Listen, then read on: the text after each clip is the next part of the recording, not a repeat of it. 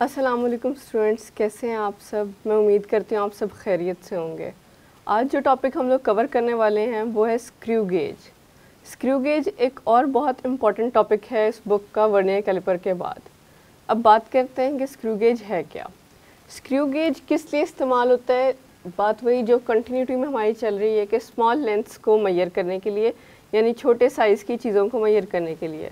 हमने पहले metre rule, tape measure, vernier calliper और इस तरह के बहुत से गैजेट्स पढ़ चुके हैं, लेकिन अब स्क्रू गेज क्यों। बात हम लोगों ने लास्ट टाइम की थी कि 0.1 मिलीमीटर तक की जो छोटी चीज़ है उसकी लेंथ को मेजर करने के लिए वर्नियर कैलिपर इजीली हम यूज़ कर सकते हैं, मगर दुनिया में इससे भी ज़्यादा छोटी चीज़ें मौजूद हैं। तो स्क्रू गेज 0.01 मिलीमीटर तक चीज़ों की लेंथ को मेजर कर सकता है और ये ग्रेटर एक्यूरेसी यानी कि वर्नियर कैलिपर से ज़्यादा एक्यूरेट आंसर देने के कैपेबल है। इसीलिए हम लोग अगर प्रेफरेंस की बात करें तो हम स्क्रू गेज को वर्नियर कैलिपर के ऊपर प्रेफर करते हैं। इसको माइक्रोमीटर स्क्रू गेज भी कहा जाता है और सिंपल स्क्रू गेज भी कहा जाता है। स्ट्रक्चर के लिए बेसिकली एक यू शेप्ड फ्रेम होता है जो कि मेटल का बना होता है। इसके साथ एक छोटा सा स्टड लगा होता है जो कि फिक्स्ड होता है और उसके ऑपोजिट साइड पे एक हॉलो सिलेंडर होता है, यानी कि गोल सिलेंडर शेप्ड मटेरियल है जिसके ऊपर एक मिलीमीटर स्केल बना होता है। वो मिलीमीटर स्केल इंडेक्स लाइन के ऊपर बना होता है। आप यहाँ पे देख सकते हैं कुछ दिखने में इस तरह का। उसके बाद ये जो हॉलो सिलेंडर है ये एक नट की तरह से काम करता है। किस तरह, एक साइड पे स्टड फिक्स है, आप स्पिंडल को घुमाओगे, रोटेट करते जाओगे, वो बंद हो जाएगा।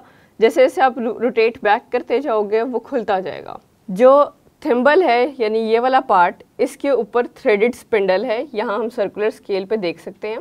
इस थिम्बल के ऊपर जो थ्रेडेड पार्ट या थ्रेडेड स्पिंडल्स हैं उसमें रोटेशंस होती हैं। 1 रोटेशन ऑफ थिम्बल 1 मिलीमीटर की मूवमेंट करती है। बेसिकली 100 छोटी लाइंस होती हैं, 0 से लेके 95 तक आपके ऊपर डिजिट्स लिखे होते हैं जिसमें 100 लाइंस कवर की जाती हैं आपके सर्कुलर स्केल यानी इस वाले स्केल के ऊपर। जब आप रोटेट करते हो फुल 100 रोटेशंस होती हैं तो आपका थिम्बल 1 मिलीमीटर तक मूव करके आगे आता है, यानी कि बंद होता है या खुलता है। जब एक रोटेशन पूरी हो जाएगी, 0 से लेके दोबारा 0 तक आ जाएगा आपका स्पिंडल, तो आपकी एक रोटेशन पूरी हो जाएगी और थोड़ी थोड़ी मूवमेंट होके 1 मिलीमीटर यहाँ मेन स्केल पे आगे या पीछे की तरफ जाएगा। डिपेंड्स अपॉन कि आप उसको खोल रहे हो या बंद कर रहे हो। उसके बाद जो डिस्टेंस है दो थ्रेड्स के दरमियान वो 1 मिलीमीटर है हमारे मेन स्केल पे, और इस डिस्टेंस को इस कंजक्टिव थ्रेड्स के दरमियान यानी दो साथ साथ के थ्रेड्स या साथ साथ की लाइंस के दरमियान जो डिस्टेंस आता है इसको हम कहते हैं पिच। आगे देखते हैं कि लीस्ट काउंट किस तरह से निकालेंगे। लीस्ट काउंट हम लोग पहले भी बात कर चुके हैं कि सबसे छोटी मेजरमेंट एक गैजेट को यूज़ करते हुए कितनी ली जा सकती है। तो हम देखते हैं कि हमारे स्क्रू गेज को मेजर करने के लिए सबसे छोटी या लीस्ट काउंट कौन सा है। टोटल डिवीजन्स हम लोगों ने बात की है कि यहाँ पे 100 है सर्कुलर स्केल पे। आफ्टर 1 रोटेशन जब आप 100 डिवीजन्स क्रॉस कर जाते हैं तो वो 1 मिलीमीटर तक का डिस्टेंस कवर कर लेता है। Each rotation moves thimble 1/100 millimetre और 0.01 मिलीमीटर।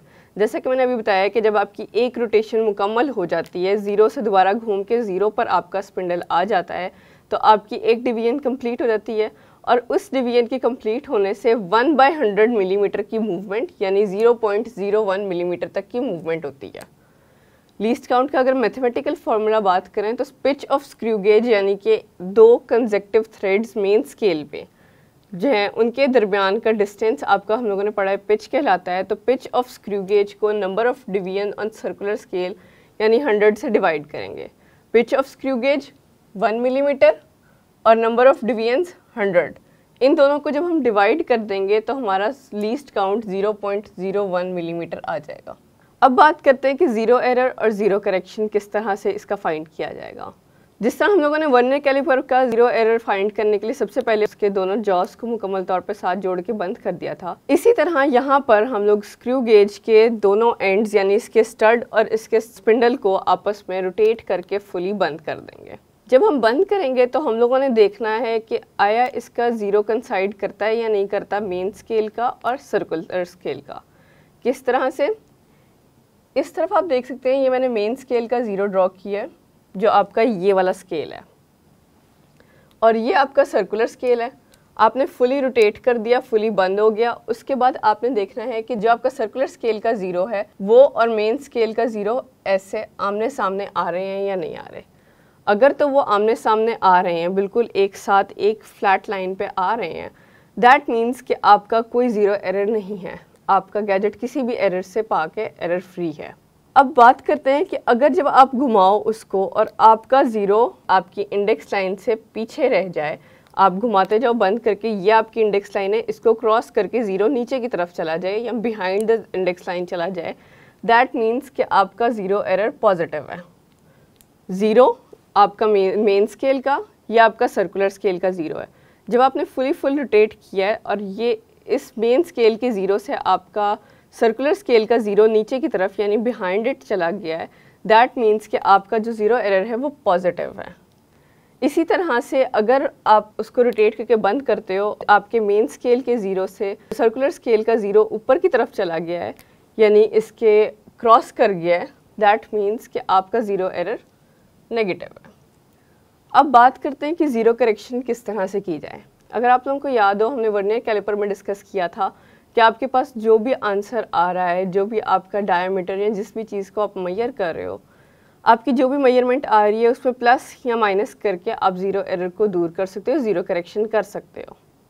बिल्कुल एग्जैक्टली उसी तरह से जो भी आपकी क्वांटिटी या जो भी आपकी मेजरमेंट आती है, सपोज 0.2 ज़ीरो एरर आ रहा है, जिस भी ऑब्जेक्ट को आपने मेजर किया है उस ऑब्जेक्ट की मेजरमेंट आपके पास 0.7 आ रही है, ठीक है। तो इसमें ज़ीरो करेक्शन किस तरह से करेंगे कि अगर आपका ज़ीरो एरर पॉजिटिव है तो आप इसमें से 0.2 यानी ज़ीरो एरर की वैल्यू को माइनस कर देंगे, और इसी तरह से अगर आपका ज़ीरो एरर नेगेटिव है तो आप इस आंसर में से अपनी ज़ीरो एरर की वैल्यू को प्लस कर देंगे।